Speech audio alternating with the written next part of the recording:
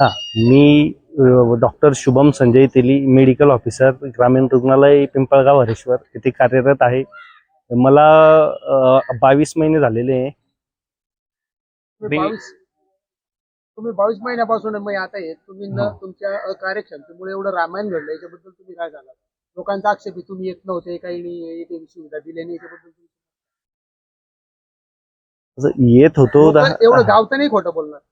आपणही आलो होतो तेव्हा तर मी होतोच.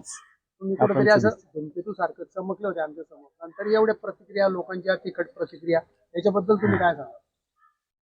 त्याबद्दल काय आता याच्या पुढे होणार नाही. पुढे 24 तास तुम्हाला ग्रामीण भागात राहावं असं वाटत नाही? नाही, खेड्यातले वेडे असतात असं काही आहे? नाही, मी पण ग्रामीण भागातलाच आहे ना. तुम्ही असं लोक कसं काय सांगताय की तुम्हाला ग्रामीण भाग नको आहे? मी ग्रामीण भाग नको असं नाहीच आहे. पगार कंपल्सरी राहणार. हो. मी डॉक्टर दिव्या सोळुंके आहे. मी MS गायनोकॉलॉजिस्ट आहे.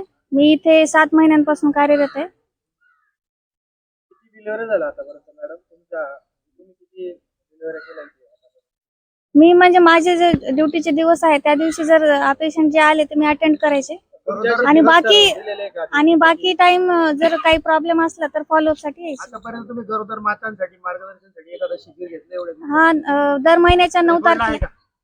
हो, सिस्टरांकडे आहे ना. दर महिन्याच्या 9 तारखेला बनवून घेतलं का? आता रात्रीतून बनवलं का घरी? नाही, झालेलं आहे. दर महिन्याच्या 9 तारखेला NCD असतो आणि आशा पण येतात.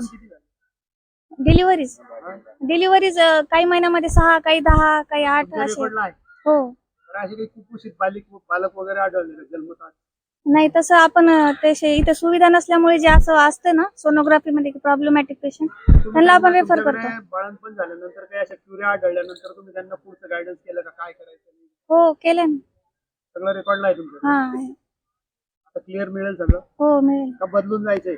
नाही, ती पण व्यवस्था आमच्याकडे आहे. नाही. Doctor Deepak Shankar Patil, Pimpalgaon medical officer, RH Pimpalgaon हरेश्वरला जॉईन आहे. पेशंटला OPDला IPD वाढवण्यात आलेली आहे आणि आता अजून सेवा वाढवण्यात येतील पेशंटसाठी. आंदोलन जे घडलं याच्याबद्दल तुमचं काय मत आहे की या लोकांनी खोटे आरोप केले का तुम्ही कार्यक्षम?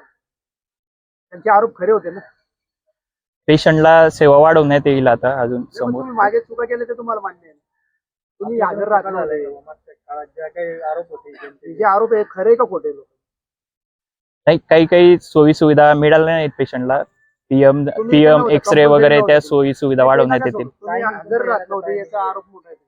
आता 24 आवर डॉक्टर्स अवेलेबल राहतील इथं हॉस्पिटलला आणि पूर्ण 24 आवर पेशंटला सोयी सुविधा पुरवण्यात येतील.